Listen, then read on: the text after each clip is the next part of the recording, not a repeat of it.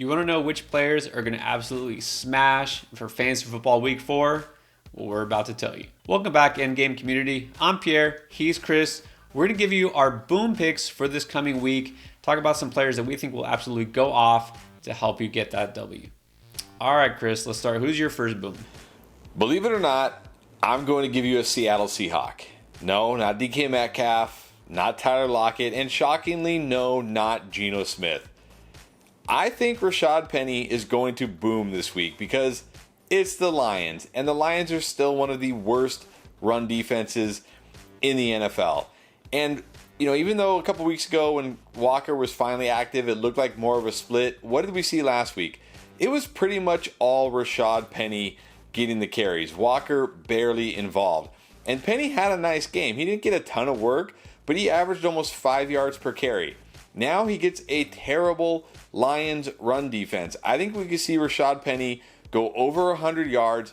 Definitely has touchdown upside in this game. And this shouldn't be a game where Seattle is playing from behind and having to just throw the ball. Penny should not get game scripted out of this game because the Lions offense, although it's better than we expected, it's not some elite offense that's going to get out to a 2 or 3 touchdown lead in this game. So I think Penny's looking at 15 plus carries in this game against a bad defense. We know he's a good running back. We know when he gets the ball, he always, has the ability to break off long runs.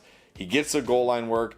I think Rashad Penny has tons of upside here in week number 4, and especially with the state of the running back, landscape in fantasy football where no running back feels safe right now. I think you can actually feel fairly safe about Rashad Penny in week 4. Well, that's good to hear because I do have Penny in a few leagues, and I think the talent's there. But the good thing is he really doesn't need a ton of carries. He has that big playability, so he definitely could boom, and this is the time he could do it. Now, you did mention the Lions giving up the most fantasy points to running backs so far. And look, as I know it's early, it's only been 3 weeks, but I think we have a pretty good sense of who the really bad defenses are. And so not too far behind Detroit is the Raiders. That's not shocking because, they can't win a game, but they're giving up the 3rd most fantasy points to running backs. And now they get to face the Broncos, who have Javonte Williams. So look, I know Javonte hasn't really done it for you so far, hasn't scored a touchdown on the ground. And you know what? Still sharing some carries with Melvin Gordon, who, of course, did score a touchdown last week. But here's the thing. Javonte, we know the talent's there. He is still the lead back. He's gotten 15 carries each of the last 2 weeks. Now, week 1, he was 10 receptions. I mean, he's getting some touches. He's got the ability. Now he gets the matchup. This offense is kind of slowly rounding into shape, but they're still going to go focus on the run game because that's what's working. So look, against this Raiders team, I think Javonte is going to have that big play. He's going to maybe finally hit pay dirt. I mean, this is the time it's going to happen. Keep him in your lineup, but also I think we can expect him to finally kind of break through and have a big week. All right, so give me another boom pick you got for week 4. I have to admit, I've been wrong on Amari Cooper. I did not think Amari Cooper was going to have much value this season, especially for the first 11 games with Jacoby Brissett. And I really wondered how much value he would have when Deshaun Watson gets back. But man, he has been the guy the last 2 weeks, getting all the targets. But not only just getting all the targets, getting all the air yards. That's the thing here. He's catching passes down the field, which I didn't think Jacoby Brissett could do. But Jacoby Brissett actually looks fairly decent. And Amari Cooper and Jacoby Brissett seem to have a connection. And now he gets the Atlanta Falcons defense. And I know people always want to talk about AJ Terrell, and he's great.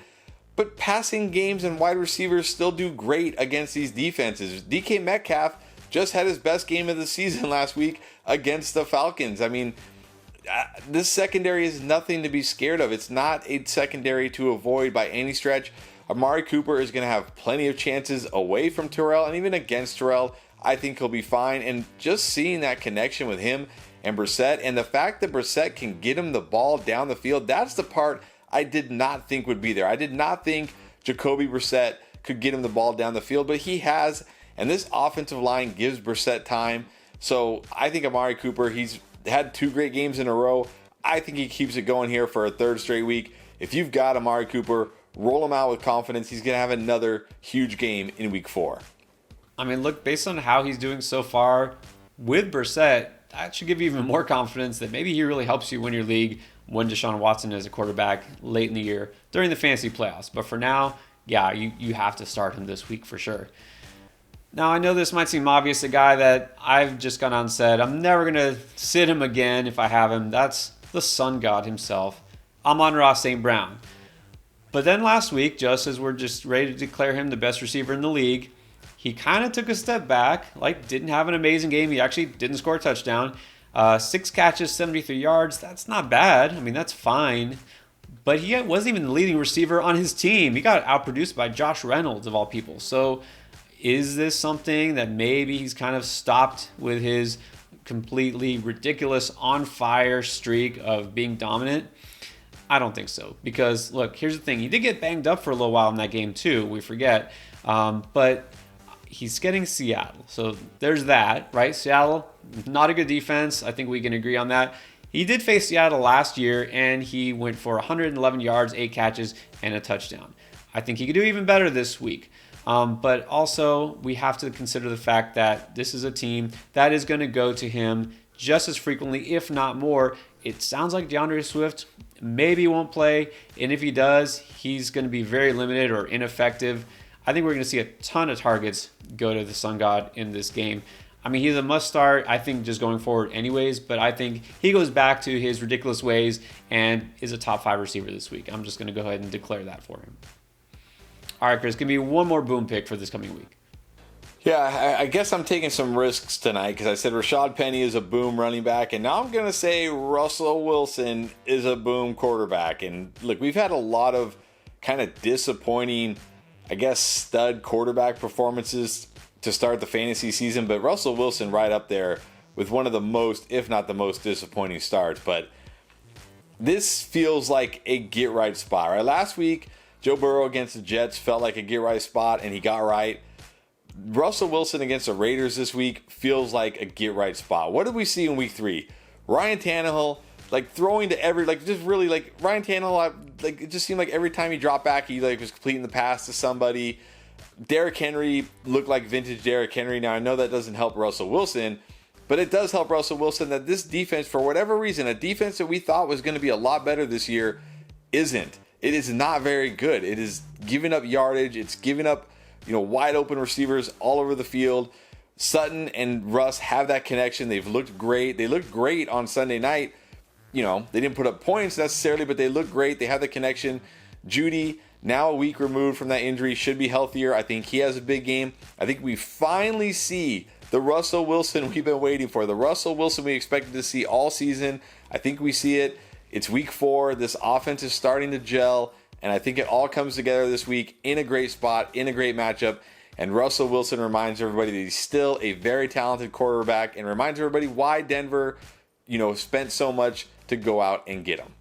Well, it's good to see that someone still has faith in Russell Wilson. I guess you can tell we're not Broncos fans, right? Look, obviously, I agree. Talked about that matchup with the Raiders, loving Javonte, and definitely I think you stick with Russell Wilson as well.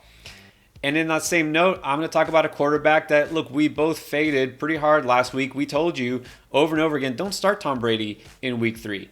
And you're glad that you benched him, which hopefully you benched him. And now I'm going to say you have to start Tom Brady in week 4. So here's the obvious thing is the fact that he didn't have Mike Evans last week. He's going to have Mike Evans this week. But, Tom Brady is different, right? He's different from the rest of us. And one thing we know about Tom Brady, he does not like to lose. And that is why he, shockingly, has the best record all time after a loss during the regular season. All right, so he's going to probably bounce back pretty well. Also gets to be at home, and you know what? He does perform better, a little bit better at home when he's in Tampa as far as touchdown interception rate. And this is a guy who, again, with more weapons at his disposal, at the very least Mike Evans, Russell Gage starting to emerge. That's a positive thing. You know what? I feel like he's a solid start, but also he's going to be very motivated to win. And this Kansas City defense hasn't been great. And probably going to have to pass the ball a lot because Kansas City also motivated after their disappointing loss. I do feel like this is going to be a shootout, and I do feel like Tom Brady is going to put up big numbers. He hasn't done that this year. Look, this whole season he's kind of been a bust, and I'm not surprised by that because I did kind of call him a preseason draft bust, but I think this is a week where you do go with Brady, I feel like a big game is coming. All right, now you know which players we feel are going to break out this coming week. But we have so much more for you, including start sit advice at every single position. We got you covered. Just check this playlist right here and all of our videos to help you win and set those winning lineups.